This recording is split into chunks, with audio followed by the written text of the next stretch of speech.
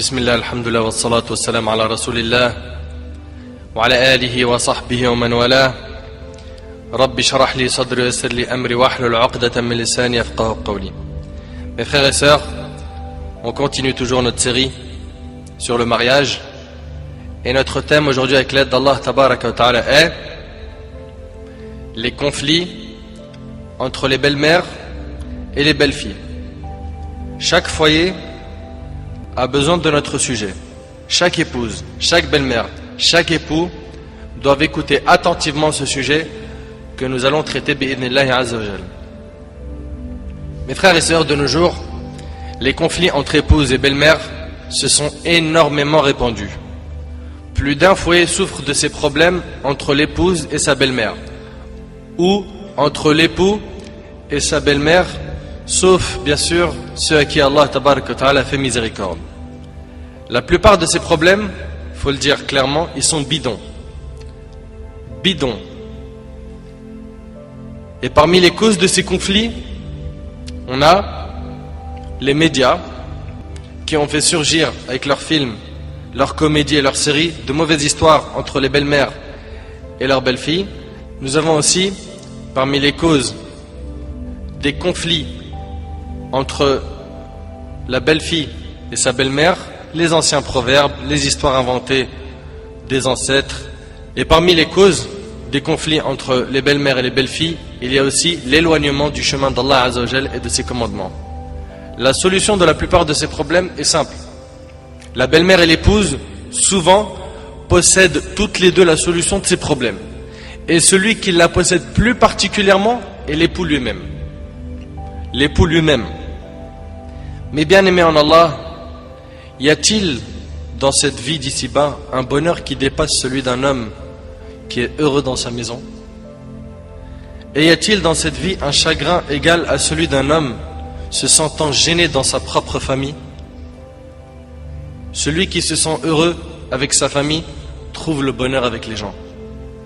Et celui qui vit avec sa famille dans la gêne, dans les conflits, il a un mauvais comportement avec les gens, il n'arrive pas à sourire, sa poitrine est serrée, il est comme celui qui respire à travers le trou d'une aiguille.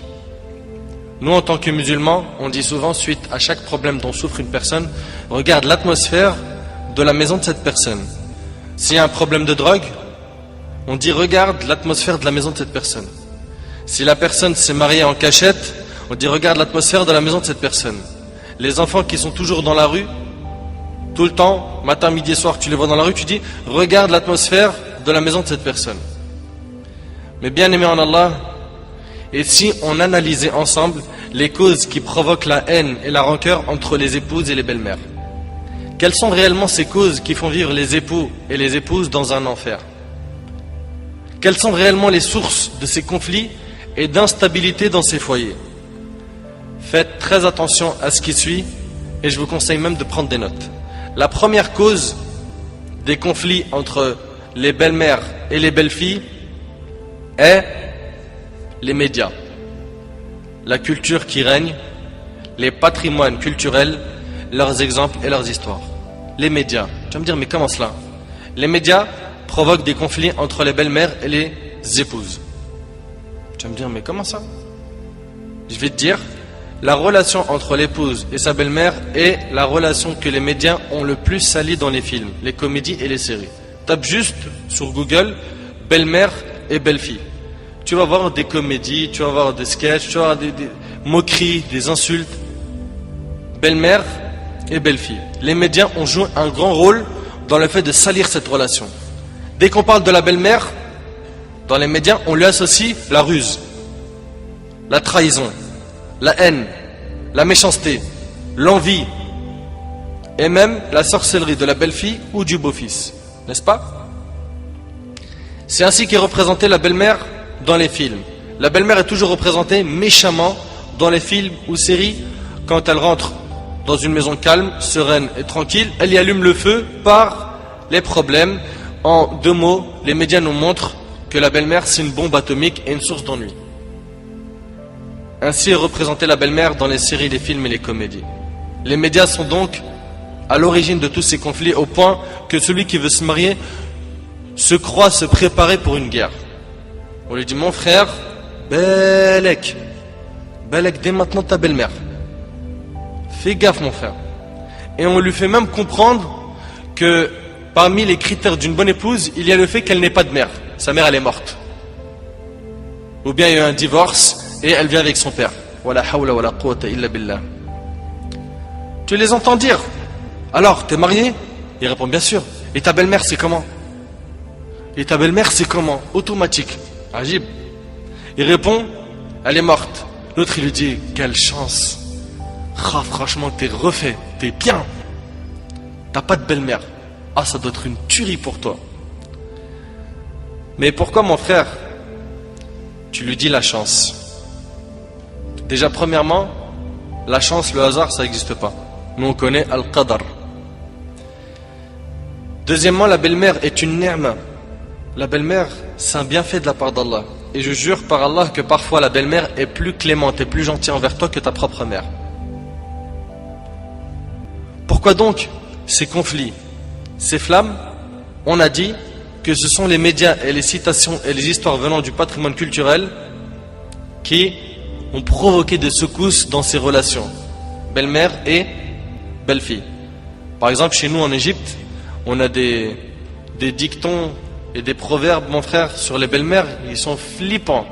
Ça veut dire en deux mots, ils font tout pour te détacher de ta famille, des liens de parenté, avec leurs proverbes empoisonnés. La belle-mère dit aussi des mauvaises paroles sur sa belle-fille quand il a une dispute. T'as des belles-mères qui disent, oh la pauvre, tu éduques pour l'étrangère. Ça c'est des proverbes qui sortent. Ça veut dire que la belle-mère éduque son fils et une étrangère vient le prendre tout près. Donc on a dit, la première cause réellement qui cause ces conflits entre l'épouse et sa belle-mère est les médias. Et ils ont sali cette relation. Surtout pour ceux qui ont la parabole et qui regardent des feuilletons. Ya Wild Ami. C'est un massacre. La belle-mère, elle est représentée, surtout dans nos feuilletons, nous, arabes, comme étant un vrai danger. C'est l'ennemi public numéro 1. Donc on a dit les médias. Ils ont instauré dans le cerveau des gens qu'il faut obligatoirement qu'il y ait des conflits entre la belle-mère et l'épouse de son fils, donc sa belle-fille, ou l'époux de sa fille. De même, il y a le patrimoine culturel avec les dictons et les histoires qu'on raconte. Alors que la belle-mère est un bienfait de la part d'Allah. Si l'époux ou l'épouse savait comment se comporter de façon douce, clémente et polie vis-à-vis de sa belle-mère, il ou elle vivrait dans la tranquillité et dans le bonheur. Donc on a dit première cause de conflit, c'est quoi? Les médias. Ils nous ont mis ces mauvaises idées dans nos têtes. Qu'une belle-mère et une belle-fille ne peuvent pas s'entendre. Que si tu les rapproches, c'est comme rapprocher l'huile au feu. Ça va tout faire sauter. Deuxième cause de conflit entre la belle-mère et sa belle-fille, la jalousie. Parmi les causes des conflits entre l'épouse et la belle-mère, on a la jalousie. Tu vas me dire, mais comment ça? La jalousie? T'es sérieux? La jalousie? Oui, la jalousie. Il arrive que la maman soit jalouse de sa belle-fille. La maman regarde son fils, une partie d'elle dont elle a été la cause de son existence, ce bébé que son ventre a porté et qui a grandi en elle, qu'elle a mis au monde, elle l'a éduqué, elle lui a donné de son sang pour qu'il vive. Elle le nourrissait tous les jours, elle a sacrifié des nuits pour lui. Cette maman qui a vu son fils grandir jusqu'à devenir un homme, et d'un seul coup, une fois qu'il est prêt, cette épouse le prend afin de vivre avec lui. Il faut se mettre à la place de la maman. C'est vrai, c'est pas vrai. Il faut se mettre à la place de la maman. C'est là que la maman se dit, elle s'est emparée de mon cœur. Et peut-être même que son fils néglige sa mère pour les beaux yeux de son épouse, ce qui provoque encore plus de jalousie. La mère devient alors jalouse et elle commence à haïr l'épouse de son fils. Surtout si ce dernier est un fils unique. Elle la déteste. Bien sûr, toutes les belles-mères ne sont pas comme ça. Toutes les belles-mères ne sont pas comme ça. Il y a des belles-mères et des belles-filles qui vivent le bonheur, mashallah, total. Et elles ont de très bonnes relations entre elles. Mais, il y a des belles-mères qui ont de sérieux problèmes avec leur belle-fille, et parmi les causes, la jalousie.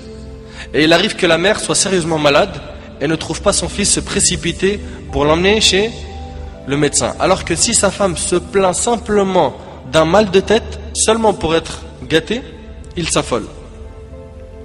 Il s'affole. Son regard se trouble et l'emmène le plus rapidement chez le médecin. Et peut-être même, il va s'endetter afin de lui ramener le plus performant des médecins et les médicaments les plus chers. La mère, en voyant ces comportements, elle en devient jalouse et déteste alors sa belle-fille. Et ça se comprend. Ça se comprend. Je ne dis pas qu'elle doit la détester, mais on comprend la cause. Et il arrive aussi que l'épouse déteste sa belle-mère par jalousie, car l'épouse est égoïste, elle ne veut pas partager son époux avec sa propre mère, subhanallah. Elle veut qu'il soit à elle. Elle veut pas qu'il l'appelle, qu'il lui rende visite, qu'il lui ramène des cadeaux, qu'il soit bienfaisant envers elle. Elle est jalouse. Elle est jalouse. Et cette femme qui est jalouse de sa belle-mère, si son mari tarde un peu à rentrer, elle lui dit: t'étais où? Il lui dit: j'étais chez ma mère. Ta mère, tous les jours ta mère. T'as pas de femme? T'as pas d'enfant?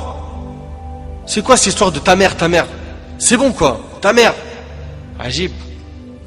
Des femmes qui se permettent de parler comme ça de celle qui a mis au monde son mari. Wallahi que ça arrive. Il suffit que l'homme il raconte un petit secret à sa mère pour que l'épouse se mette en colère. Elle se met en colère, le mari lui dit: mais qu'est-ce que t'as? Elle lui dit: pourquoi tu racontes des secrets à ta mère? Le mari lui dit: mais il s'agit de ma mère, c'est elle qui m'a mis au monde. Et je sais qu'il y a certaines sœurs qui se reconnaissent. Mais comment ça se fait, tu lui racontes des secrets? Ma sœur, écoute avec moi ce hadith. Selon Abu Huraira radiyallahu anhu, un homme vint chez le prophète alayhi salatu wassalam et lui dit: ô messager d'Allah, quel est celui qui mérite le plus que je lui tienne compagnie? Il a répondu quoi, alayhi salatu wassalam? Il a dit: ta mère. Il lui dit: et qui encore? Il lui dit: ta mère. Il lui dit: et qui encore? Ta mère. 3 fois la mère, ma sœur. Écoute, réveille-toi un petit peu. Ce hadith, tu le connais par cœur. Par cœur. Il dit: et qui encore? Il lui dit: ton père. 3 fois la mère et 1 fois le père. Et le hadith, il est rapporté par Bukhari et Muslim. Donc la personne qui mérite le plus la compagnie d'un homme, c'est sa maman. C'est pas toi. Ça te fait mal au cœur, tu dois l'accepter comme ça, c'est la religion d'Allah. Ça, c'est le droit de la maman. La maman a plus de droits que toi. C'est elle qui l'a mis au monde. Et demain, Inch'Allah, tu auras des enfants. Et tu verras c'est quoi d'être une maman. Tu verras par toi-même, après avoir porté l'enfant 9 mois, après l'accouchement et sa difficulté, après les 2 ans d'allaitement, après les sacrifices et les sommeils que tu auras sacrifiés pour ce bébé, et après les pleurs et les larmes que tu auras lâchés pour qu'il grandisse, pour qu'il mange, pour qu'il boit, pour qu'il respire, pour qu'il réussisse dans sa vie. Du jour au lendemain, une femme elle le prend et elle lui dit: coupe-toi de ta mère. T'accepterais ça? Sache toi aussi que tu la détesteras automatiquement. Automatiquement, car elle aura pris une partie de toi et elle aura décidé de couper cet homme de sa mère. Donc, cette épouse qui veut dominer son mari, s'il tarde chez sa mère, elle s'énerve et elle est jalouse. S'il raconte un de ses secrets à sa mère, elle a la rage, et s'il lui offre un cadeau, l'épouse s'attriste et s'énerve. Et ça, c'est pas une bonne épouse, c'est pas une femme pieuse. Cette femme-là, c'est pas une femme pieuse, c'est pas une femme qui respecte la parole d'Allah et celle du prophète alayhi salatu wassalam. Tu l'entends dire: mais tu as toujours quelque chose à donner à ta mère. Toutes les 2 semaines, tu lui donnes un cadeau. Vous savez, la plupart de ces problèmes, si on les entend aujourd'hui, si on a de l'ingratitude envers les parents, si on a des mauvais comportements envers nos parents, si les gens ne connaissent pas la valeur des parents, si l'épouse ne connaît pas la valeur de ma mère, la raison, vous savez, c'est quoi? C'est qu'elle ne sait pas ce qu'est une mère en islam. Elle n'a pas vu ce que la religion dit sur la mère. Le paradis, il est sous ses pieds. Sa satisfaction amène la satisfaction d'Allah. Sa colère amène la colère d'Allah. Elle fait partie, comme l'a dit le prophète alayhi salam, d'une des portes du paradis. La maman, c'est pas n'importe quoi. C'est sacré, ça a de la valeur. Donc je te dis, ma sœur, toi qui te reconnais à travers ces paroles, crains Allah Azza wa Jal. Crains Allah Azza wa Jal. Et je te pose cette question. Ma sœur, ton mari, est-ce qu'il t'est tombé du ciel? Ou bien tu l'as trouvé dans la rue? Cet époux que tu veux dominer, que tu veux empêcher qu'il aille voir sa mère, lui offrir des cadeaux, lui raconter des secrets, cette femme qui est sa mère a été la cause de l'existence de cet homme que toi aujourd'hui tu as envie de dominer, lui interdire de se comporter convenablement avec sa famille et avec sa mère. Crains donc Allah Azza wa Jal, ma sœur, tout sauf la jalousie envers ta belle-mère. Tout sauf la jalousie envers ta belle-mère. Et nous disons la même chose à la belle-mère. Tout sauf la jalousie envers ta belle-fille. Tout sauf ça. Hélas, des problèmes comme cela arrivent. La cause de ces conflits, la jalousie entre les épouses et leur belle-mère. Première cause, on a dit, les médias. Deuxième, la jalousie. Troisième cause de conflit entre les épouses et leur belle-mère. Il y a le fait qu'elles habitent dans la même maison. Ce que je vais vous dire là, je vous le dis après avoir entendu et assisté à beaucoup de problèmes de couple. Parmi les causes de problèmes entre la belle-mère et la belle-fille, il y a le fait qu'elles habitent dans la même maison, avec la famille de l'époux par exemple. Il arrive que la femme habite avec son mari dans la grande maison familiale dans laquelle habitent tous les hommes de la famille avec leurs épouses et ils partagent tout. Ou bien elle habite tout simplement avec sa belle-mère et son beau-père et il n'y a pas d'autre famille à part ces deux familles-là. Dans certaines familles, ils se réunissent autour d'un même repas et partagent même les tâches ménagères. Il arrive alors que l'épouse sente que sa belle-mère aime une telle plus qu'elle préfère une telle plus qu'elle, et qu'elle lui fait faire des tâches lourdes contrairement aux autres personnes de la maison qui sont honorées et gâtées. Et de là s'instaure le stress, les conflits et la haine. Ceci est clair et connu. Et c'est mon conseil envers mes frères et mes sœurs qui m'entendent aujourd'hui, dans le cas où, pour X ou Y raison, vous vous êtes retrouvés à vivre avec vos parents, avec votre épouse, ou toi, ma sœur, avec ton époux, essayez de tout faire pour trouver un logement et de vous détacher de la maison où il y a la famille de ton épouse ou de ton époux pour garder des bonnes relations avec eux. Je sais que dans certaines maisons, ça se passe très bien entre eux. Ça se passe très bien. Je connais moi-même plusieurs familles qui vivent avec leurs parents, c'est-à-dire il y a le grand frère, il est marié, il habite avec sa mère, la petite sœur, le petit frère, ils sont tous mariés et c'est une grande maison, machallah, et ils s'entraident et tout va à merveille. Mais c'est pas tout le temps le cas. C'est pas tout le temps le cas. Et dans le cas où ça devient électrique entre vous, faites tout pour trouver un autre logement. Faites tout pour régler ce problème, de garder quelques petites distances pour qu'il y ait des envies de se voir et de se rencontrer. Surtout que quand une sœur, donc mariée, elle vit chez ses beaux-parents, elle n'a pas toute sa liberté. Des fois, elle a envie d'être avec son mari et faire telle chose ou telle chose dans la maison, elle ne peut pas parce que le beau-père il est dans le salon. Elle veut profiter du salon mais elle ne peut pas. Elle veut par exemple s'habiller comme elle veut à la maison, elle ne peut pas, etc., etc., etc., etc. Quatrième cause des conflits entre la belle-mère et sa belle-fille, il y a la différence des origines et des milieux de vie. Comme vous le savez mes frères et sœurs, chaque milieu a ses propres habitudes et traditions. Et les gens sont souvent influencés par leur environnement. Par exemple, une belle-mère qui est née au bled et qui vit en France et une belle-fille née en France n'auront pas les mêmes habitudes et traditions. C'est clair. Et il est fort possible qu'elle n'ait pas la même façon de voir les choses. Pareil pour une belle-mère qui vit en campagne alors que sa belle-fille vit à Paris. Tout cela peut causer un manque de compréhension de l'une et de l'autre. Chez nous, par exemple, en Égypte, dans certains endroits, comme la campagne, la belle-fille est obligée d'être au service de sa belle-mère. Lui faire le ménage, lui préparer à manger, etc. Cela se passe dans la campagne. Alors que dans les villes, les endroits civilisés, la femme ne voit pas cela comme une obligation. Et si elle le fait, c'est alors une faveur de sa part. Tout cela peut provoquer des conflits entre la belle-mère et sa belle-fille. Le fait qu'il y ait des différences d'origine ou des différences de milieu de vie. Cinquièmement, parmi les causes des conflits entre épouse et belle-mère, il y a que la femme néglige son mari. Il arrive que la femme néglige les droits que son mari a sur elle. Elle néglige sa maison. Elle ne prend pas soin de son mari. Elle néglige l'éducation de ses enfants. À un point de se négliger elle-même, et cela affecte l'époux. Et la mère de l'époux voit cela. À chaque fois qu'elle rend visite à son fils, la maison, a'udhu billah, une poubelle. Il peut même avoir honte d'inviter sa mère ou ses proches chez lui, car ça le déshonore. La mère, en voyant cela, et en voyant l'enfer dans lequel vit son fils, s'attriste. Elle voit que son épouse, elle ne donne pas le droit à son mari, à son propre fils.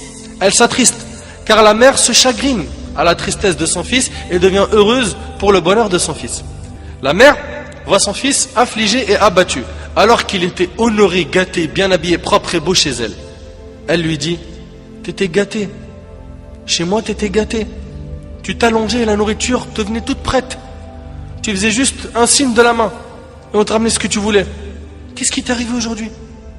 T'étais un lion chez nous, t'étais fort tel un chameau, pourquoi tu t'es transformé en une chamelle?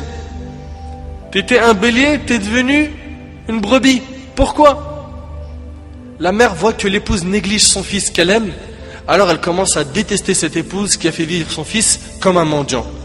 Elle lui nettoie pas ses habits, ne les repasse pas, sa maison n'est pas propre, alors elle commence à la détester, car elle fait honte à son fils et ne le satisfait pas. Et je dis à ma sœur, crains Allah tabaraka wa ta'ala, ton mari a des droits, on a fait une conférence dessus, les droits de l'époux sur sa femme. Sache que tu dois t'entretenir et entretenir la maison. Certes, il n'y a pas de mal qui t'aide dans tout cela, mais c'est ta tâche principale.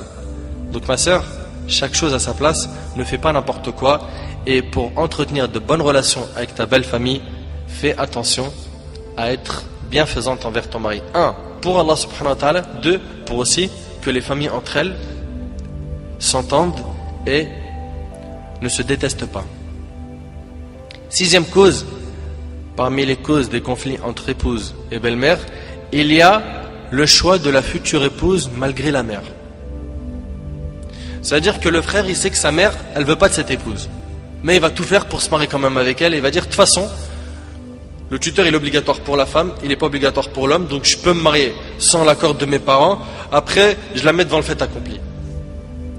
Mais ça peut poser problème, parce qu'à la fin, tu vas avoir beaucoup de mal pour recoller les morceaux entre ta mère et ton épouse. Le départ, il est mauvais. Le départ, il est mauvais. Et on l'a déjà dit plusieurs fois dans les conférences, on se marie pour agrandir la famille. T'imagines, il se marie dès le départ, sa femme, elle ne parle pas à sa mère. Une catastrophe. Si ça, c'est le point de départ, mais imagine à la fin comment ça va se passer. Quand tu auras des enfants, est-ce qu'ils vont aller visiter leur grand-mère ou pas? Et qu'est-ce qu'ils vont entendre chez la grand-mère? Et à quoi vont ressembler les conflits, etc.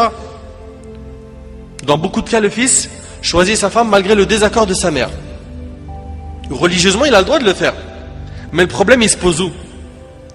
Il se pose sur le fait qu'il n'a pas la satisfaction de sa mère, Rida al-Walidain. Il n'a pas les doigts et la bénédiction de la maman.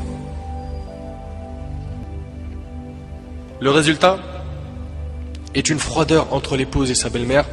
La belle-mère répond à sa belle-fille avec haine. Elle l'aime pas. Le feu s'allume alors et ses flammes ne s'éteignent jamais. Et là, à ce moment-là, l'épouse se retrouve coincé entre sa mère et sa femme. Il vit un enfer permanent. Donc mon frère, Allah Jazikrir, ainsi que toi ma soeur, tu as envie de te marier, tu as trouvé quelqu'un de pieux ou de pieuse. Si tes parents ils n'acceptent pas, sache que la plupart de ces mariages, je parle surtout du côté du frère, parce que si les parents n'acceptent pas du côté de la sœur, l'affaire est classée. On sait très bien que la femme elle ne peut pas se marier sans l'accord de son père. Mais on va parler surtout du frère en question. Sache que beaucoup de mariages ont commencé de cette manière, à savoir le frère il a mis de côté sa mère et il s'est marié parce qu'il aimait énormément cette femme et il voyait en elle beaucoup de qualités, à la fin, résultat des comptes, qu'est-ce qui s'est passé? Des divorces après quelques années. Il y a trop d'échecs dans ce type de relation. Trop d'échecs. Et ça se voit après. Ça se voit pas tout de suite. Donc faites attention. Allah yibarik fikum. Bien sûr, pour ce qui est des reconvertis, d'accord, c'est différent. Parce que les parents à la base qui ne sont pas musulmans et qui voient leur fils devenir musulman et qui veut se marier avec une musulmane, leur accord il est très dur. Très dur parce que beaucoup parmi eux sont hostiles déjà à l'islam. Ils n'aiment pas l'islam. Donc nous on parle surtout des parents musulmans. D'accord? C'est surtout les parents musulmans que je suis en train de pointer du doigt. Septième cause parmi les causes des conflits entre les épouses et les belles-mères, il y a le fait de ne pas avoir d'enfants. Il arrive par exemple que la femme tarde à avoir des enfants, alors que la belle-mère devient soucieuse pour son fils. Alors que le temps passe et son fils n'a pas encore eu d'enfants, elle s'impatiente pour voir ses petits-enfants remplir la maison de bonheur, les porter, jouer avec. Oui, une maison sans enfants est-elle une tombe? Et je demande à Allah tabaraka wa ta'ala d'accorder à tous nos frères et à toutes nos sœurs une descendance pieuse et de leur faciliter d'avoir des enfants. Et je demande à Allah tabaraka wa ta'ala de renforcer leur patience et leur foi au destin et de savoir que si Allah a retardé cela, c'est pour un bien. Donc patience, patience, patience. Il y a des gens qui ont eu des enfants après 6 ans, d'autres après 8 ans, d'autres après 12 ans, et ces histoires je les ai entendues de mes oreilles. Enfin patienter. Les enfants sont les fleurs des maisons. Qu'Allah tabaraka wa ta'ala vous accorde à tous et à toutes une descendance pieuse. Donc la mère voit le temps passer, son fils s'est marié depuis 1 an, 2 ans, et il n'a toujours pas eu d'enfant. La belle-mère, s'adressant à l'épouse, elle lui dit: c'est à cause de toi que mon fils n'a pas pu avoir d'enfant. Et ça, bien sûr, c'est débile. Vous le savez très bien, c'est débile. Pourquoi? Parce que Allah Azza wa Jal n'a pas décidé qu'ils aient des enfants maintenant. C'est pas à cause de l'épouse. L'épouse, elle n'y est pour rien. Les enfants, c'est un don d'Allah tabaraka wa ta'ala. Et il se peut que le fait d'avoir des filles provoque des conflits entre les épouses et les belles-mères. Sa belle-mère lui dit: mais qu'est-ce qui t'arrive? Tu mets au monde que des filles? Qu'est-ce qui se passe? Tu nous fais que des filles, 4 filles, il n'y a pas un garçon qui porte le nom de la famille? Mais je sais pas, fais quelque chose. Ça, c'est une belle-mère mskina, elle n'a rien compris. Pour être gentil et respectueux. Ou bien, elle met au monde que des garçons. Elle lui dit: c'est pour quand la vie? 5 garçons. C'est bon, on en a 5. Stop. Elle croit en fait qu'elle appuie sur un bouton, elle passe une commande. 9 mois après, elle a soit une fille ou un garçon. Ceci n'est pas entre les mains de l'épouse. La belle-mère parle comme si la belle-fille avait ce pouvoir. Ce pouvoir est entre les mains d'Allah tabaraka wa ta'ala seul. Ni l'époux ni l'épouse ne peuvent contrôler cela. Le seul qui peut décider de cela est Allah Azza wa Jal. Et scientifiquement, Allah a fait que c'est le spermatozoïde de l'homme qui détermine le sexe du bébé. Et Allah, qu'est-ce qu'on dit, belle maman? Scientifiquement, écoute bien, Allah a fait que c'est le spermatozoïde de l'homme qui détermine le sexe du bébé. Donc déjà, tu veux blâmer quelqu'un, c'est ton fils. Dis-lui: tu nous fais que des garçons. Ça, c'est si tu veux rester... Voilà. J'ai pas envie de dire de paroles qui blessent les belles mamans. J'allais acheter à 2 doigts. Allah tabaraka wa ta'ala a fait que l'époux est la cause d'avoir un garçon ou une fille et non pas l'épouse. Et l'histoire d'Abu Hamza al-Dhabbi est très connue. Celui-ci, sa femme mettait au monde que des filles.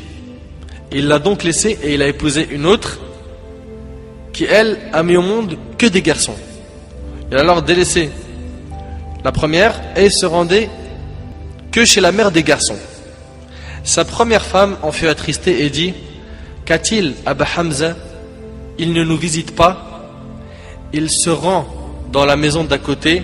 Est-il en colère du fait qu'on n'accouche pas de garçons? Par Allah, on est comme une terre, pour nos semeurs, on fait pousser ce qu'ils y sèment.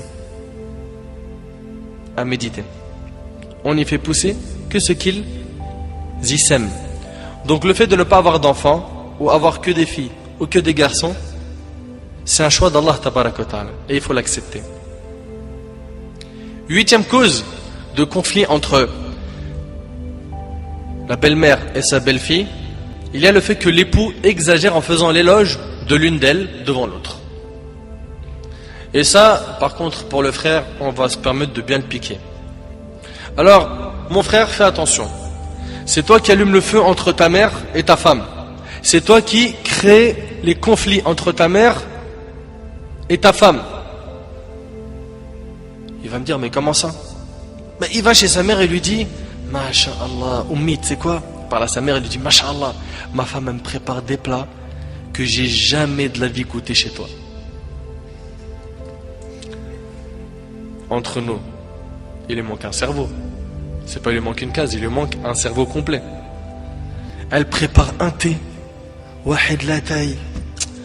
Il tue. Un thé, tu l'as jamais fait de ta vie. Inch'Allah, je t'inviterai, maman, tu vas goûter. La maman, elle est en train de prendre rage. T'as allumé le feu en elle. Elle est en train de péter un plomb. Elle est en train de se dire, mais qu'est-ce qu'il raconte celui-là? Elle commence à détester alors sa belle-fille. Pourquoi? Parce que toi, t'es bête. Tu vas faire l'éloge de ta femme et t'exagères. C'est pas, il dit par exemple, ma femme, mashallah, qu'Allah il la préserve, Allah il barak, nickel. Non, c'est pas, non, il fait des éloges, il exagère, jusqu'à ce que la maman, elle se sente gênée. Ça ne vient que d'un homme qui n'a rien compris. Ou bien il est possible qu'il rend jalouse sa femme. Comment? Elle lui ramène à manger et elle lui dit, c'est quoi ce plat? Wallah, quand j'étais chez ma mère, je mangeais des vrais plats. T'es vraiment, j'en ai marre, tu fais que des pâtes. 7 sur 7, je mange des pâtes. Pâtes sauce crème fraîche, pâtes sauce tomate, le lendemain pâtes au saumon, le lendemain lasagne. C'est bon, tu sais faire que des pâtes ou quoi? Wallah, je la regrettais à l'époque de ma mère, qu'Allah te fasse miséricorde. Wallah, laisse tomber, tu peux même pas savoir dans quelle galère je suis. Toi, t'es en train de dire ça à ta femme. Elle va aimer ta mère, qu'elle soit vivante ou morte. On va commencer à la détester. C'est vrai, c'est pas vrai. Donc faut faire attention. Faut faire très attention. Ou alors, sa femme lui ramène ses habits, repassé, il lui dit, t'appelles ça un repassage? Wallah, y a pas comme ma mère. Jure par là, y a pas comme ma mère. Quand elle repassait le truc, on dirait c'était le tracing. Toi, ça, regarde, on dirait tu l'as repassé là? Mais regarde, on dirait mon qamis, il sort de la bouche d'un chien. Et il commence à dire ça à sa femme. Billahi alaykum, entre nous. Est-ce que de cette manière, il va faire régner l'entente et l'amour entre sa femme et sa propre mère? Donc il commence à exagérer en vantant sa mère devant sa femme ou en vantant sa femme devant sa mère jusqu'à ce que l'une déteste l'autre. Sois sage au serviteur d'Allah, sois sage et ne fais jamais d'excès d'éloge de ta mère ou de ton épouse devant la mère ou l'épouse. Fais très attention, sois intelligent. Sois intelligent. La mère, ça reste la mère. Et la femme, ça reste la femme. Ne fais pas en sorte que l'une devienne jalouse de l'autre. Ça, c'est ta mission, dabar rasak. 9e cause, parmi les causes des conflits entre épouse et belle-mère, il y a le fait que l'épouse se plaint auprès de sa mère, de sa femme. Celui-là aussi, miskin, il est bête. C'est le frère, il a eu un problème avec sa femme, il va aller voir sa mère qui l'a mis au monde, qui l'aime plus que tout, qui est possessive, peut-être c'est son fils unique, etc. Et il lui dit, laisse tomber, Allah, ma femme, Allah al-musta'an, a'udhu billah. Sa maman le voit tout triste, qu'est-ce qu'il y a? Laisse tomber, j'en ai marre de parler. C'est encore elle, j'en étais sûr, mais divorce-la, mais qu'est-ce que tu fais avec elle? Sa mère, elle commence à péter un plomb, lâche-la. En fait, à chaque fois qu'il va chez sa mère, il se plaint de sa femme. Donc forcément, qu'est-ce qui se passe? Il allume le feu. Et il se peut que quelques temps après, il se réconcilie avec sa femme, mais les flammes, il les a pas éteintes chez sa propre mère. Donc là, qu'est-ce qu'il est en train de faire? Il est en train de détruire la relation entre sa femme et sa mère sans s'en apercevoir. Sur le long terme, lui c'est bon, alhamdoulilah, il a réussi à régler ses problèmes avec son épouse, mais la maman elle est rechargée à bloc. Elle veut plus jamais rien entendre d'elle. Et elle l'accueille mal, elle lui fait des mauvais coups, elle parle sur son dos, etc., etc., etc. Et si cet homme était sage, en cas de conflit important avec l'épouse, il consulterait des gens de science. Il consulterait des gens de science. Comme Allah tabaraka wa ta'ala dit dans Sourate Al-Anbiya, Sourate 21, verset 7, Fas'alu ahla dhikr in kuntum la ta'lamun. Demandez aux gens de science si vous ne le savez pas. Une personne intelligente ne raconte pas ses problèmes à ses parents, sauf dans le cas d'une nécessité. Sauf dans le cas d'une nécessité. Il y a vraiment une nécessité à le faire et ça va m'amener des solutions ou un bien. Mais dans le cas où ça ne va faire que d'écrouler ma vie de couple ou bien ma relation avec mon épouse ou avec ma mère ou les deux entre elles, à ce moment-là je ne raconte pas mes problèmes. Et l'intelligent et l'intelligente et ceux et celles qui ne racontent pas leurs problèmes de couple à leurs parents. Raconte pas. Raconte pas, tout le monde a des problèmes de couple. Mon frère, tout le monde a des problèmes de couple. Ma soeur, tout le monde a des problèmes de couple. Tout le monde. L'intelligent, c'est celui qui va garder ça pour lui. Il va tout faire pour Yasta'in billah azza wa jal. Il demande à Allah subhanahu wa ta'ala de lui faciliter de résoudre ce problème et il ne fait pas rentrer ses parents dans ça. Parce qu'il y a beaucoup de parents qui n'ont pas de bons réflexes. Ils manquent de sagesse. Ils n'ont pas la science religieuse. Donc leurs conseils ne seront pas conformes au Coran et à la Sunna et donc c'est l'échec total après. Donc toi tu es intelligent, tu as eu des secousses, des gros chocs, tu vas chez ta mère, même si elle voit qu'il y a quelque chose, tu essayes de contourner, sans mentir. Ne mens jamais. Ne mens jamais.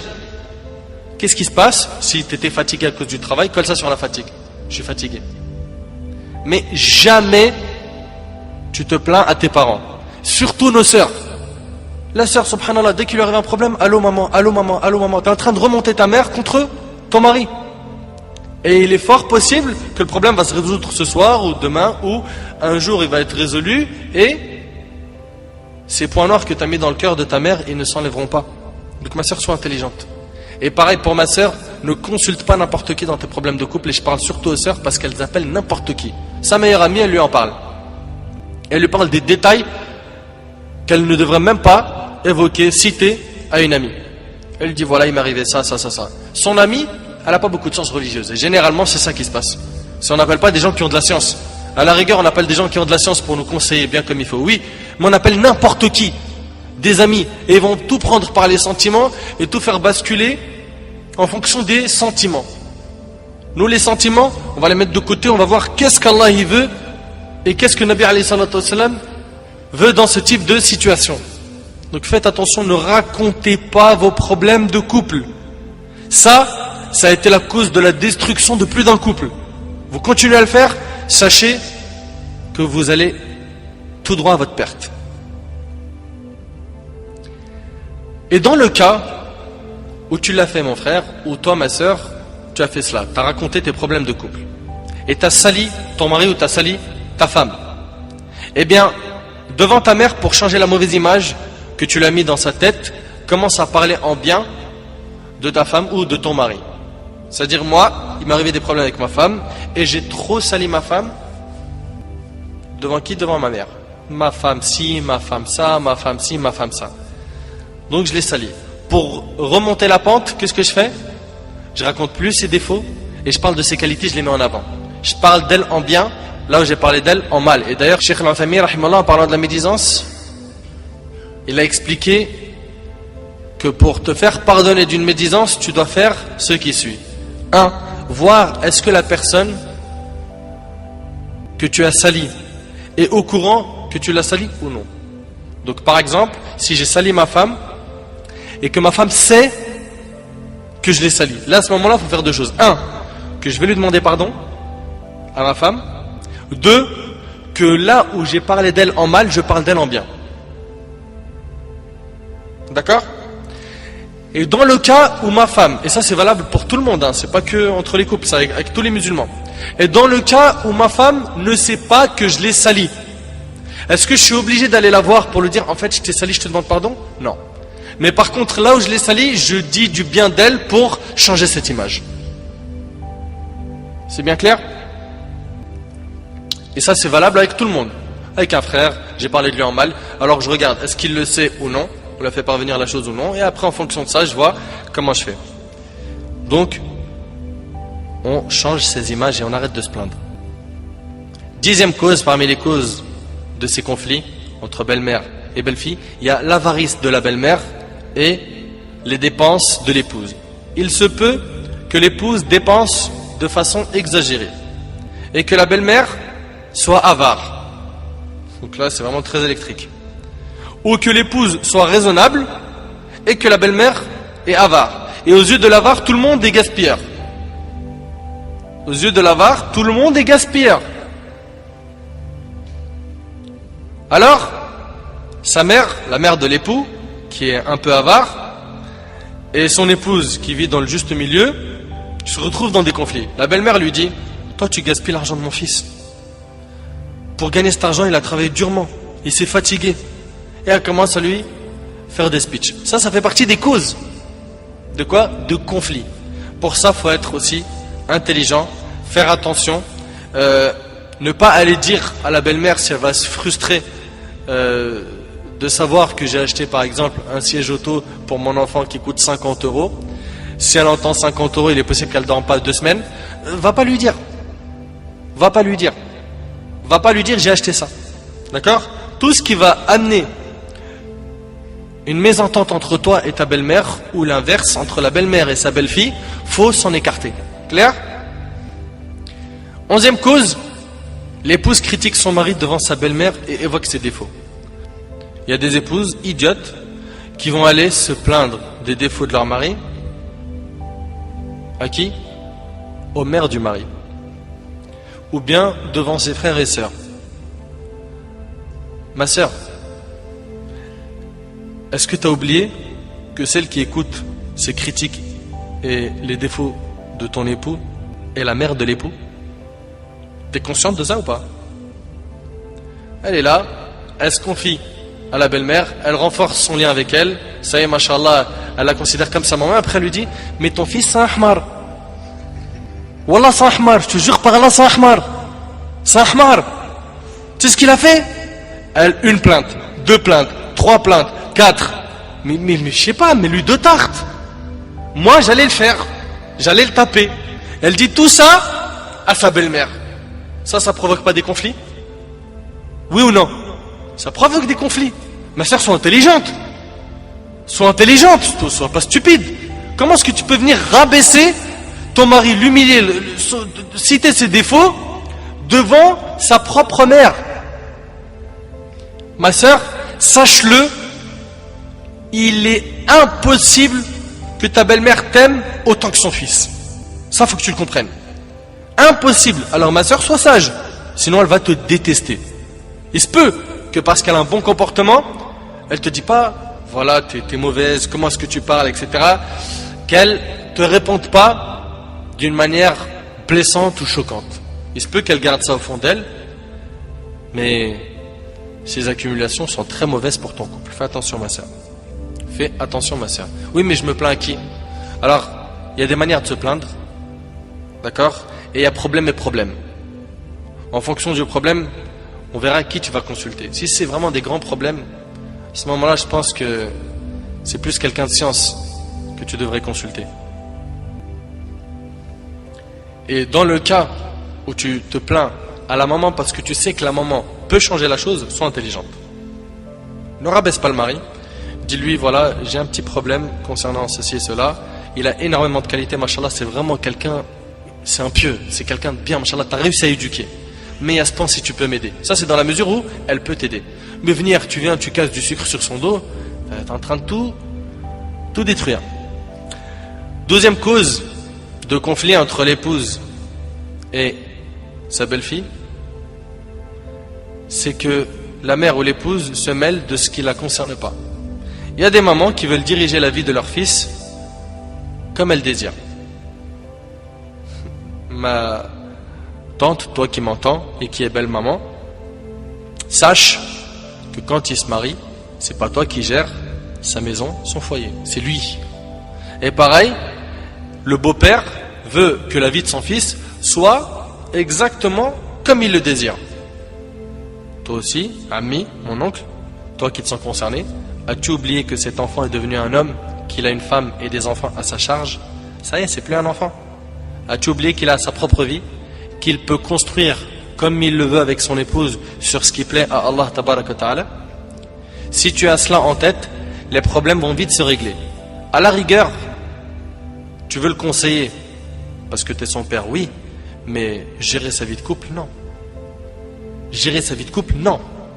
Et aussi, il y a des épouses qui se mêlent de ce qui ne les concerne pas, de ce qui se passe entre le mari et sa mère.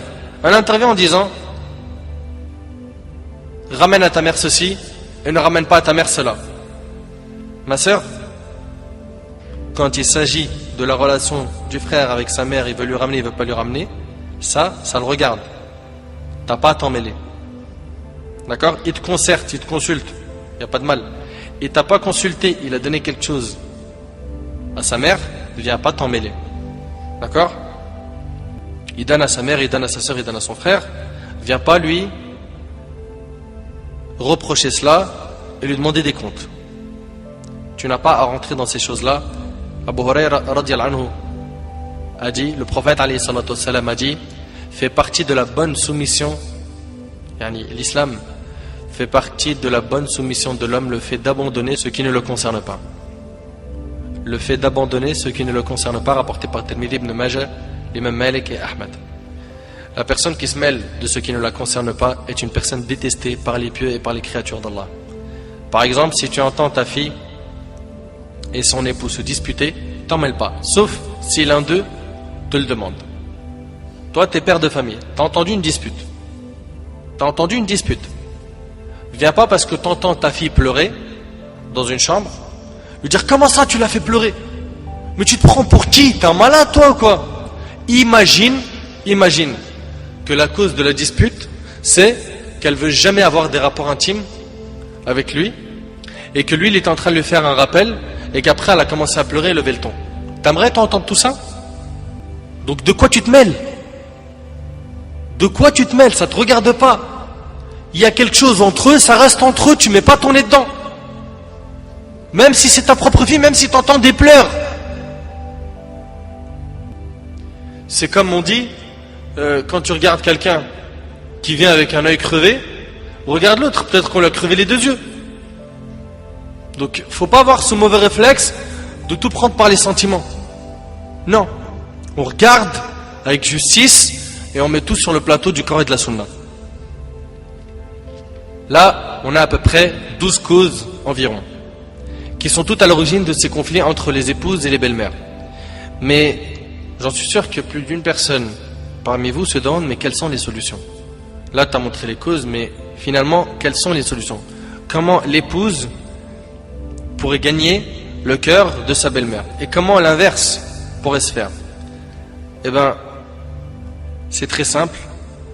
Toi, ma sœur, qui veut gagner le cœur de ta belle-mère, et toi, belle-mère, ya hajja, toi qui veux que ta belle-fille soit pour toi comme une bague dans ton doigt, et toi, l'époux, qui cherche à rétablir la relation entre ta mère et ta femme pour vivre en tranquillité et heureux, sache que les solutions sont les suivantes. Je vais m'adresser d'abord à l'épouse, et après, je vais parler bi'idhnillah de la belle-mère, puis de l'époux. Premièrement, ma sœur, je te conseille d'endurer. Sois patiente. Dans beaucoup de maisons, le mari se retrouve coincé entre sa mère et son épouse. S'il réconcilie sa mère, sa femme s'énerve en disant: eh oui, bah oui, c'est elle, c'est ta mère, moi je suis l'étrangère. Et elle commence à citer les proverbes qu'on a dit tout à l'heure. Et s'il se réconcilie avec l'épouse, la mère s'énerve et pleure et dit: voilà, aujourd'hui je me suis fait humilier. Et elle commence à parler à la photo de son mari qui est mort, et elle lui dit: t'as vu Mahmoud, je me suis fait rabaisser. Et elle commence à parler à la photo, et puis elle dit: ya Allah, rapproche le jour de ma mort. En vérité, beaucoup de foyers se sont effondrés à cause de ces problèmes, et ces problèmes présentent 3 piliers. Le premier pilier, c'est la belle-mère. Le deuxième pilier, l'épouse. Le troisième, l'époux. Et chacun d'entre eux est largement capable soit de les résoudre, soit de compliquer les choses. Alors premièrement, l'épouse. Tu veux savoir comment gagner le cœur de ta belle-mère? Tu veux vraiment gagner le cœur de ta belle-mère? Écoute attentivement ce qui suit. Premièrement, les bonnes paroles. Ma sœur, écoute bien. La bonne parole, al-kalimatu at-tayyiba sadaqa. La bonne parole est une aumône. Avec la bonne parole, ta belle-mère peut devenir telle une bague dans ton doigt. La bonne parole a un pouvoir magique sur les cœurs, surtout lorsqu'elle vient d'un visage souriant. La bonne parole a un pouvoir magique sur les cœurs, surtout lorsqu'elle vient d'un visage souriant. C'est important. Les cœurs les plus fermés lui sont ouverts, et par la bonne parole, la haine se transforme en amour et tendresse. Avec la bonne parole, l'hostilité ou la haine s'efface. Allah tabaraka wa ta'ala a dit dans sourate Fussilat, sourate 41, versets 34 et 35, وَلَا تَسْتَوِي الْحَسَنَةُ وَلَا السَّيِّئَةُ ادْفَعْ بِالَّتِي هِيَ أَحْسَنُ فإذا الذي بينك وبينه عداوة كأنه ولي حميم وما يلقاها إلا الذين صبروا وما يلقاها إلا ذو حظ عظيم. La bonne action et la mauvaise ne sont pas pareilles. Repousse le mal parce qu'il est meilleur. Repousse le mal parce qu'il est meilleur. Et voilà que celui avec qui tu avais une animosité devient tel un ami chaleureux. Mais ce privilège n'est donné qu'à ceux qui endurent, ceux qui sont patients. Et il n'est donné qu'aux possesseurs d'une grâce infinie. Ma sœur, la bonne parole est une aumône, le sourire est une aumône. Selon Abu Dharr radiyallahu anhu, le prophète alayhi salatu wassalam a dit: ne méprise aucune bonne action, ne serait-ce que le fait de rencontrer ton frère avec un visage détendu, c'est-à-dire souriant, rapporté par Muslim. Quand tu rencontres les musulmans, souris mon frère. L'époux et l'épouse qui ne pratiquent pas ce verset que l'on vient de citer et ce hadith se privent de beaucoup de bien et d'une grande récompense.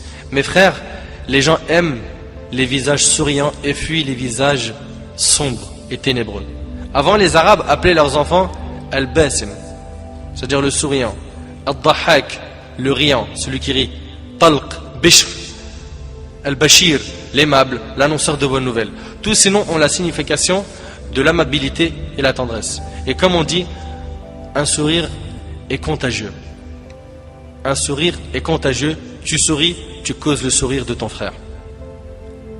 Tu te dois, ma sœur, d'adopter la bonne parole et le sourire tendre envers ta belle-mère. Ça, c'est la première chose. On a dit la bonne parole et le sourire. Par Allah, c'est un moyen très efficace de gagner son cœur. Le problème est que nombreuses sont les épouses qui, suite à un rejet de la part de sa belle-mère, la rejettent elle aussi. Et elle trouve même un plaisir à dire de mauvaises paroles sur sa belle-mère, à mal l'accueillir, etc. Et il y en a parmi nos sœurs qui adoptent des principes complètement tordus. Elle se dit: je me comporte avec elle comme elle le fait avec moi. Ma sœur, est-ce que c'est comme ça qu'on agit? Cette parole est une erreur. Même si elle se comporte mal avec toi, où est le bon comportement que tu as appris de l'islam? As-tu oublié que le prophète alayhi salatu wassalam a dit: wa ahsin ila man asa'a ilayk, sois bon envers celui qui a été mauvais envers toi. Ça, c'est la parole du prophète alayhi salatu wassalam. La sœur dit: elle se comporte mal avec moi. Ma sœur, comporte-toi avec elle avec un bon comportement de l'islam. Surtout si cette personne est âgée, 60 ans, 70, 80, il faut à tout prix avoir un bon comportement. Allah Azza wa Jal n'a-t-il pas dit, et tu as entendu, et peut-être même appris ce verset: la bonne action et la mauvaise ne sont pas pareilles. Repousse le mal parce qu'il est meilleur. Repousse le mal parce qu'il est meilleur. Où sont donc les comportements de l'islam? Surtout que tu es une sœur, masha'Allah, tu es voilée, tu fais des efforts, etc. Mais où est-ce qu'il est ton jihad al-nafs dans cette situation? Où est l'effort que tu fais contre ton ego? Allah tabaraka wa ta'ala dit dans sourate Al-Ankabut, sourate 29, verset 69: وَالَّذِينَ جَاهَدُوا فِينَا لَنَهْدِيَنَّهُمْ سُبُلَنَا وَإِنَّ اللَّهَ لَمَعَ الْمُحْسِنِينَ. Et quant à ceux qui luttent pour notre cause, nous les guiderons certes sur nos sentiers. Où est la patience sur le mal qu'on nous cause? Ma sœur, souris donc et dis de bonnes paroles. Fais-le pour Allah tabaraka wa ta'ala et tu trouveras le bien, incha'Allah. Ma sœur, ta belle-mère, c'est la maman de qui? Tu vas me dire, c'est la mère de mon époux. Taïb. Je te le dis, je te le répète, c'est hyper important. Sache qu'elle a été la cause de son existence. C'est la personne la plus proche du cœur de son fils. Son amour, c'est-à-dire l'amour de ta belle-mère est une prolongation de l'amour de son fils. Sa satisfaction est une prolongation de la satisfaction de son fils. Et avant on disait le bien-aimé de mon bien-aimé et mon bien-aimé. Ma sœur, tu aimes ton époux? Tu vas me dire oui, je l'aime beaucoup. Alors pourquoi est-ce que tu fais vivre l'enfer à sa mère? Et pourquoi tu mets ton mari dans un danger? Parce que tu le mets entre le fait de choisir entre toi et sa mère. Il va aller en enfer à cause de toi. Cherche à satisfaire sa mère pour Allah. Il est possible qu'elle ne le mérite pas, mais fais-le pour Allah Azza wa Jal. Et n'oublie pas que le prophète alayhi salatu wassalam honorait les familles de ses épouses. Même les amis de ses épouses, Khadija radhiyallahu anha, après son décès, il suffisait qu'il voyait une amie de son épouse pour qu'il l'honore. T'imagines? Alors ma sœur, si tu aimes ton époux, comporte-toi correctement avec sa mère, satisfais-le en te comportant bien avec elle, avec sa mère, par la bonne parole, le sourire, et Inch'Allah tu gagneras le cœur de ta belle-mère. Donc on a dit 1 pour gagner le cœur de la belle-maman, le sourire, la bonne parole. 2 pour gagner le cœur de ta belle-mère, oublie que c'est ta belle-mère. Oublie que c'est ta belle-mère, considère-la comme ta mère. Ta belle-mère est ta mère. Wallahi, si l'épouse considérait sa belle-mère comme sa mère et se comportait avec elle comme elle le fait avec sa mère, des dizaines de problèmes qui sont entre l'épouse et la belle-mère, ce serait réglé. Pourquoi ma sœur, tu ne considères pas ta belle-mère comme ta maman? Et il est possible que sa belle-mère soit sa tante. Ça c'est dans le cas où elle est mariée avec son cousin. Elle devient donc ta mère des deux côtés. Parce que le prophète alayhi salatu wassalam a dit, la tante a le même statut que la mère. L'épouse sage pourrait gagner le cœur de sa belle-mère en l'appelant comme elle appelle sa mère, en lui disant déjà Ya Ummi. Ya Ummi. Déjà là tu es en train de casser des barrières. Tu es en train de casser des barrières. Mais quelques épouses irrespectueuses appellent leur belle-mère d'une mauvaise manière. Non ma sœur, dis-lui Ya Ummi, c'est-à-dire ô mère. Ne fais pas comme certaines qui appellent leur belle-mère Ummu Fulan. Elle lui dit par exemple Ummu Sara. Dis-lui Ya Ummi ou Khalti. Fais-lui sentir que tu fais partie d'elle, que tu es proche d'elle. Ne l'appelle pas comme tu appellerais n'importe quelle femme étrangère ou comme si tu ne la connaissais pas. Si chaque épouse se comporte avec sa belle-mère comme si c'était sa mère, le problème se réglera. L'épouse va me dire mais elle me critique. Je te réponds, ta mère aussi te critique et tu patientes. Elle va peut-être me dire oui mais elle me dit des paroles blessantes. Je te réponds encore une fois, ta mère aussi te dit des paroles blessantes et tu patientes. Considère-la donc comme ta mère et bi'irnillah, tu vas diminuer les problèmes. Donc on a dit 1, la bonne parole et le sourire. 2, la considérer comme sa mère. 3, ne te mets pas dans une situation de comparaison entre toi et ta belle-mère.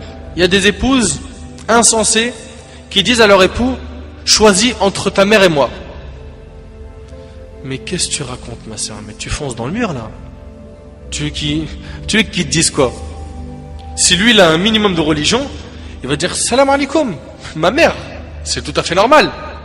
Ma soeur, fais attention, ne mets pas ton mari dans une situation où il a à choisir entre toi et sa mère. C'est quoi cette histoire de dire si t'es pas content, t'as qu'à choisir entre ta mère et moi? Ce sont des situations qui détruisent la famille.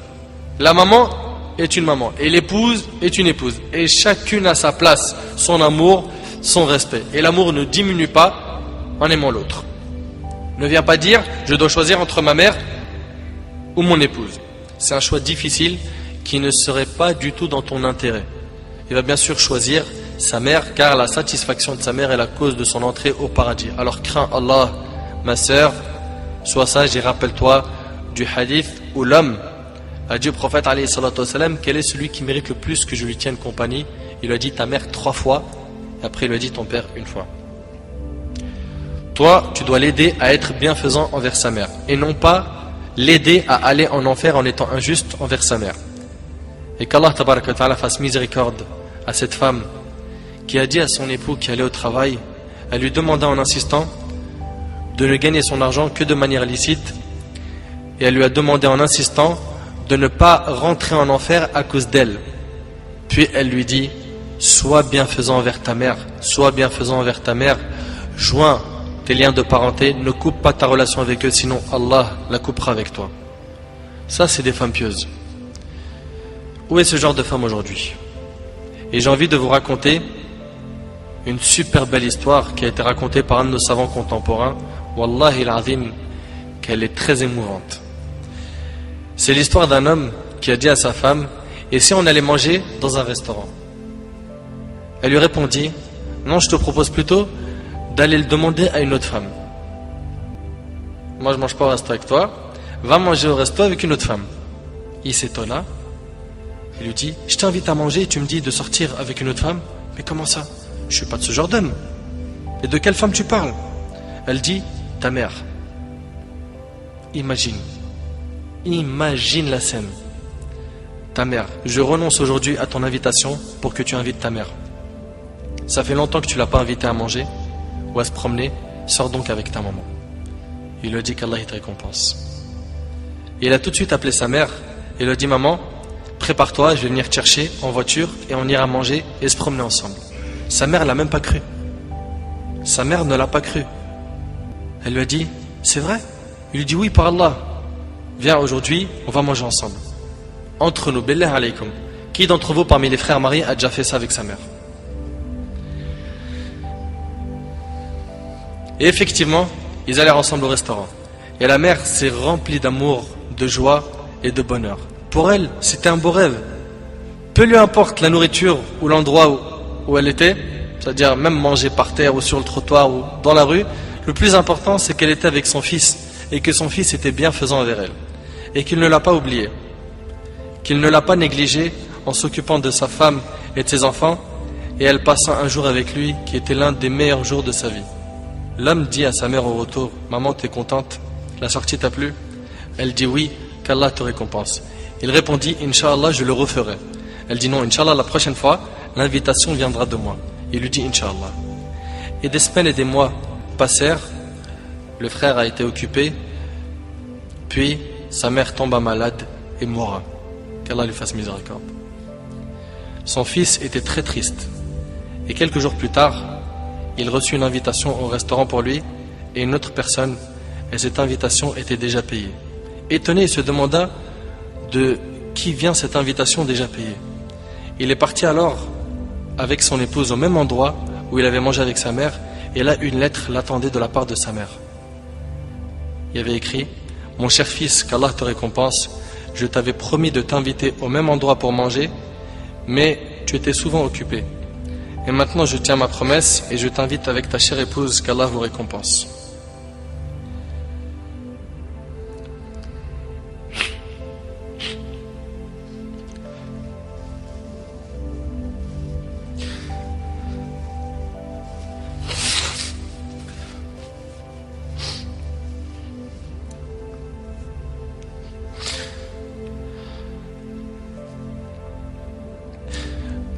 Wallahi mes frères, la valeur de la mère elle est très sacrée.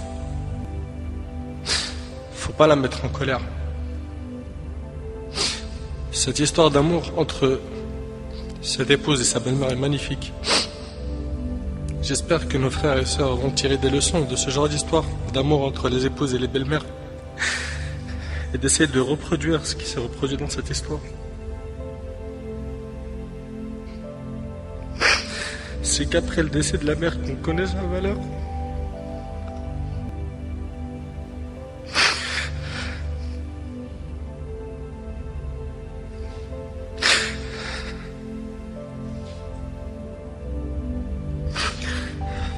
Votre mère, si elle a envie, profitez, embrassez-lui ses pieds. Demandez-lui pardon pour les manquements, pour les mauvais comportements. Vous récolterez le succès, Inch'Allah.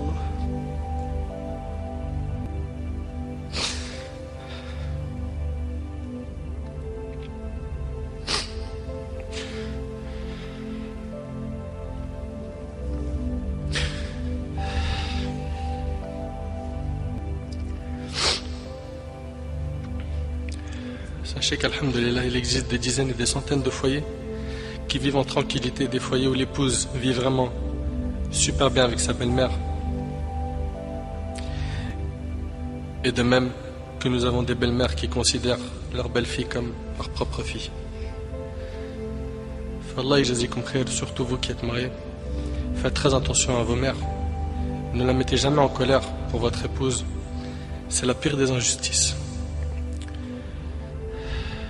Quatrièmement, pour gagner le cœur de sa belle-mère, il y a le fait de faire des cadeaux. Un simple cadeau peut te faire gagner le cœur de ta belle-mère. Et selon Aïcha radhiyallahu anha, le prophète alayhi salatu wassalam a dit: offrez-vous des cadeaux, vous vous aimerez. Rapporté par Tabarani.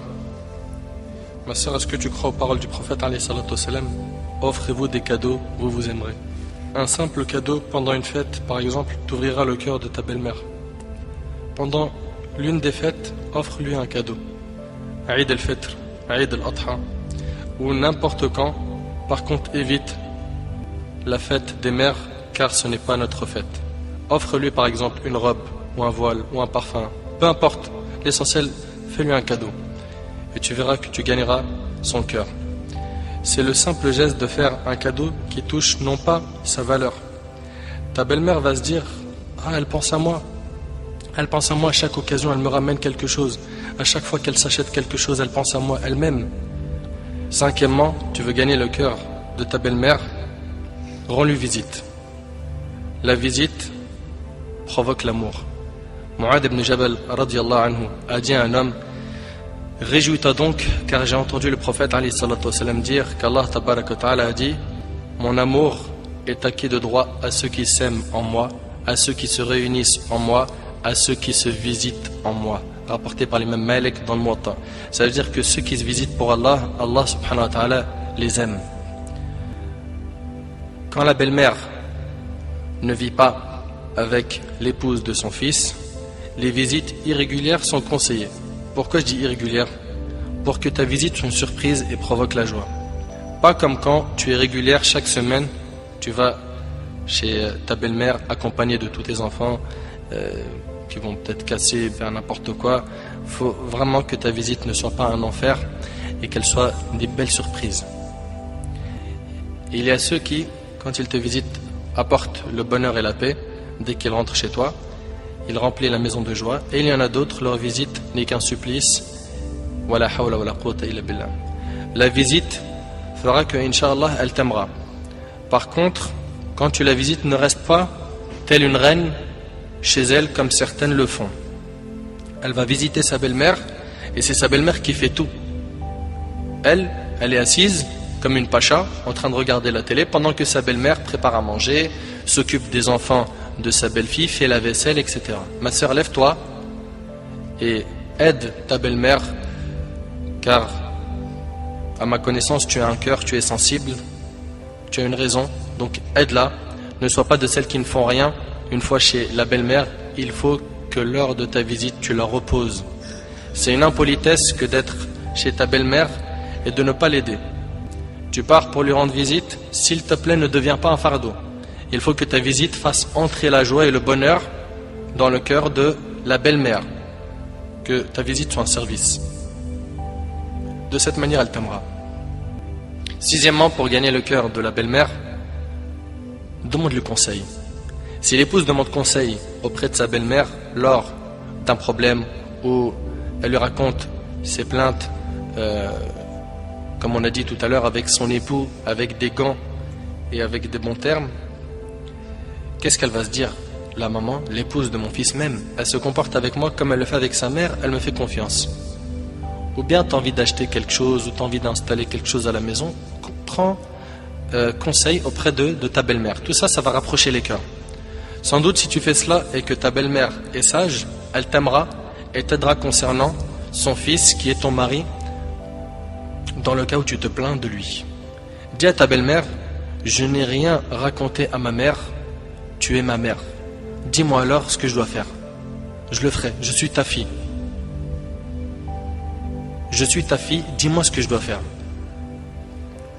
En lui disant ça, crois-moi que bi'idhnillah, elle t'aimera et elle mettra la faute sur son fils dans le cas où tu lui racontes un problème concernant son fils et vous vous aimerez beaucoup plus.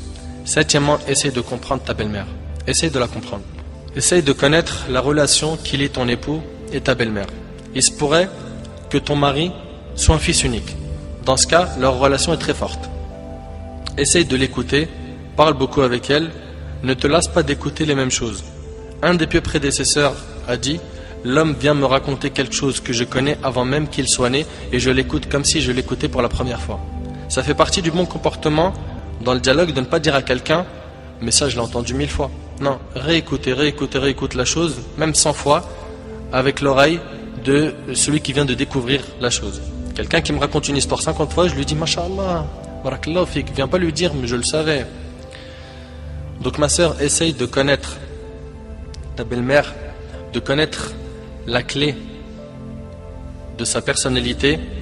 Il est possible que ta belle-mère démarre au quart de tour, elle s'énerve beaucoup, mais au fond elle a un bon cœur. Dans ce cas-là, ne t'énerve pas, ne te vexe pas, essaie de la comprendre, étudie-la. Huitièmement, pour gagner le cœur de ta belle-mère, tu dois te repentir de tes péchés. Tu vas me dire: comment ça? Il est le rapport? Une sœur nous a déjà dit: mon frère, je vis un enfer à cause de ma belle-mère. Sache ma sœur qu'il est possible qu'Allah tabaraka wa ta'ala te les met sur ton chemin à cause de tes péchés. N'est-ce pas une chose possible? Allah tabaraka wa ta'ala dit dans sourate Taha, sourate 20, verset 124: وَمَنْ أَعْرَضَ عَنْ ذِكْرِي فَإِنَّ لَهُ مَعِيشَةً ضَنْكَ وَنَحْشُرُهُ يَوْمَ الْقِيَامَةِ أَعْمَى. Et quiconque se détourne de mon rappel mènera certes une vie pleine de gêne. Celui qui se détourne de la religion d'Allah, il va vivre malheureux. Donc c'est à cause des péchés qu'on vit malheureux. La première chose que tu dois faire quand c'est comme cela est de te repentir. Si tu te repens, que tu commences à prier, à porter le voile, si tu arrêtes de parler derrière le dos des gens, Inch'Allah, ça changera. Inch'Allah, ça changera. Écoute ce qu'Allah Azza wa Jalla a dit dans sourate An-Nahl, sourate 16, verset 97: Man amila salihan min dhakarin aw untha wa huwa mu'min falanuhyiyannahu hayatan tayyibah wa lanajziyannahum ajrahum bi ahsani ma kanu ya'malun. Quiconque, mâle ou femelle, fait une bonne œuvre tout en étant croyant, nous lui ferons vivre une bonne vie. Nous lui ferons vivre une bonne vie. Donc les bonnes actions, le fait de se rapprocher d'Allah, c'est une cause pour vivre une bonne vie. Neuvièmement, tu dois avoir une bonne intention. Tu veux rétablir ton lien avec ta belle-mère, une bonne intention. L'aide d'Allah tabaraka wa ta'ala dépend de ton intention. L'aide d'Allah tabaraka wa ta'ala dépend de ton intention, ta sincérité. Et le musulman ne doit faire quelque chose qu'en désirant la satisfaction d'Allah. Allah tabaraka wa ta'ala a dit dans sourate Al-An'am, sourate 6, verset 162: Qul inna salati wa nusuki wa mahyaya wa mamati lillahi rabbil alamin. Dis: en vérité, ma salat, donc ma prière, mes actes de dévotion, ma vie et ma mort appartiennent à Allah, Seigneur de l'univers. Quand tu aides ta belle-mère, c'est un acte d'adoration. Alors aie une bonne intention pour avoir une récompense. Tu lui fais à manger, tu lui fais la vaisselle, prépare l'intention de la soulager, de la rendre heureuse. Et avec cette intention, tu seras récompensé. Bi'idhnillah. Si tu le fais pour plaire à Allah, tu auras des milliers de hasanat et des milliers de péchés te seraient effacés. Et en vérité, si tu le fais pour Allah, ma sœur, tu ne t'en lasseras pas et tu voudras continuer de le faire, parce que ce qui est pour Allah dure et perdure, et ce qui est pour autre qu'Allah se coupe et se rompt. Dixièmement, demande l'aide d'Allah tabaraka wa ta'ala. Le cœur de ta belle-mère est entre les mains de qui? D'Allah Azza wa Jal. Selon Anas radiallahu anhu, le prophète alayhi salatu wa salam a dit: les cœurs sont entre les deux doigts d'Allah, il les fait changer d'état comme il veut, rapporter par Tirmidhi. Inch'Allah, je veux que tu invoques Allah Azza wa Jal, invoque Allah dans ta prière et dis: oh Allah, le cœur de ma belle-mère est entre tes mains, fais que le diable s'écarte de notre chemin, qu'elle m'aime, éloigne de nous les conflits, ya Allah. Demande l'aide d'Allah. Dans la Fatiha, on dit bien: Iyyaka na'bud wa iyyaka nasta'in. C'est toi seul que nous adorons et c'est toi seul dont nous implorons secours, n'est-ce pas? Et notre prophète alayhi salatu wa salam n'a-t-il pas dit: Idha sa'alta fas'alillah, quand tu as une demande, demande à qui? À Allah. Wa idha sta'anta fasta'in billah, dans le hadith d'Ibn Abbas, très connu. Et lorsque tu implores l'assistance à Allah. Pour finir, écoutez cette série de petits rappels. Ma sœur, premièrement, mets-toi à la place de ta belle-mère, essaie de te comporter avec elle de la même manière que tu aimerais que l'épouse de ton fils se comporte avec toi dans le futur. Et n'oublie pas que comme tu fais, on te fera. Tu es gentil avec ta belle-mère, demain, Inch'Allah, tu auras des petits-enfants, tu auras une belle-fille, etc. Et ta belle-fille, bi'idhnillah, sera gentille avec toi. Deuxièmement, et ça c'est un message pour la belle-mère. Ya Hajja, toi ma tante qui m'entend, toi qui es sage, rappelle-toi que tu étais aussi une belle-fille et tu avais aussi une belle-mère qui te causait du tort. Et peut-être que tu faisais des doigts, des invocations contre elle. Et tu te demandais, mais pourquoi est-ce qu'on porte comme ça avec moi? Vas-tu faire comme elle? Tu faisais des invocations contre elle. Tu veux que l'épouse de ton fils fasse pareil? Crains Allah, servante d'Allah, et ne fais surtout pas subir de mauvaises choses à ta belle-fille. Et même si la belle-mère, elle dit, mais elle a fait ceci et cela, on lui dit, sache que toi tu es grande, tu es sage, tu as une maturité, et tu comprends bien les choses de la vie, et elle, c'est encore une jeune fille. Tu peux la convaincre vite fait, tu peux gagner son obéissance envers toi. Donc sois patiente, toi qui es belle maman, et comporte-toi bien avec elle. Troisièmement, c'est un message adressé aux époux, ne montre pas à ta mère que ton épouse est magnifique avec toi pour qu'elle ne soit pas jalouse, et ne lui montre pas qu'elle se comporte mal avec toi, car dans ce cas-là, elle va la détester. Aussi, n'épouse pas une femme que ta mère n'aime pas, pour ne pas vivre un enfer après. Et si c'est fait, essaye de les rapprocher l'une de l'autre et de les réconcilier. Enfin, je dis à l'époux, tout est entre tes mains, à toi, l'époux. Il va peut-être me dire, mais qu'est-ce que je dois faire? Satisfais ta mère et ne mets pas ton épouse en colère. Satisfais ton épouse et ne mets pas ta mère en colère. Tu vas me dire, mais comment? Par exemple, ma mère à moi, elle se plaint de ma femme en disant, elle s'est mal comportée avec moi quand tu étais en voyage, elle a fait ceci et cela, etc. Toi, tu lui dis, c'est vrai? Sache que je suis pas d'accord avec ça et ça me plaît pas. Et là, tu appelles ta femme, tu l'appelles, tu lui dis, Zainab, viens ici. C'est quoi cette histoire-là? Comment ça tu fais ça, ma mère? Et tu lui mets le tarif complet devant ta propre mère. Plus jamais de la vie tu refais ça, et je veux que tu lui mettes le paquet. Là, les sœurs sont en train de se dire, mais attends, mais c'est méchant, ça se fait pas. Écoute la suite, ma sœur. Tout ça, c'est du technique. Comment ça tu mets en colère ma mère? Mais tu te prends pour qui? La dernière fois, t'as bien compris, c'est la dernière fois. T'as vu maman? Je lui ai dit, devant toi. Et tu lui mets le paquet. Puis une fois que tu es seul avec ta femme, tu la prends dans tes bras, tu la consoles, tu lui dis, ne te fâche pas, je sais que ma mère est contre toi, mais elle reste ma mère, le paradis il est sous ses pieds. Est-ce que tu veux que j'aille en enfer? J'ai dit ça juste pour la satisfaire. Toi tu es mon épouse, tu es ma chérie, tu es ma femme pieuse. De cette manière, tu auras satisfait les deux, n'est-ce pas? Tu auras satisfait la maman, qui elle voulait juste que tu mettes le tarif à ton épouse, et tu as expliqué à ton épouse que tu as fait ça pour satisfaire ta maman. Tu vivras bi'idhnillah dans la joie et le bonheur. Aussi mon frère, ne manque jamais de dire à celui qui a eu tort qu'il a eu tort. Dans le cas où ta mère est injuste, viens pas le dire devant ta femme ou devant les gens. Viens pas dire de ta mère devant les gens ou ta femme, maman t'as été injuste, c'est-à-dire l'inverse, tu le fais pas. Par contre, achète-lui un cadeau, embrasse-lui la tête et dis-lui avec douceur et sagesse, maman, t'as fait ceci et cela, je suis pas trop d'accord avec toi, t'aurais dû plutôt faire ça, ça, ça, et tu lui expliques pourquoi. De cette manière, Inch'Allah, tu auras réglé le problème, et je te l'ai dit, je le répète, que ce soit ta mère ou ta femme, il faut que tu règles le problème. Ne te dis surtout pas c'est ma mère, je lui reproche rien. Non. Mais avec sagesse et avec des gants, plus de tact. Voilà pour vous, en résumé, quelques modestes conseils sur la relation belle-mère et belle-fille. Et je demande à Allah Azza wa Jal de bénir nos foyers et de les remplir de tranquillité, de douceur, de joie et de bonheur, et qu'il Azza wa Jal réconcilie entre les épouses et les belles-mères, car c'est lui qui en est capable. As'al Allah subhanahu wa ta'ala an yanfa'ani bima qultu wa yanfa'akum bima sami'tum. Hadha ma a'lam wallahu Azza wa Jal a'la wa a'lam. Subhanaka Allahumma bihamdik, ashhadu an la ilaha illa anta astaghfiruka wa atubu ilayk. Barakallahu fikum, wassalamu alaykum wa rahmatullahi wa barakatuh.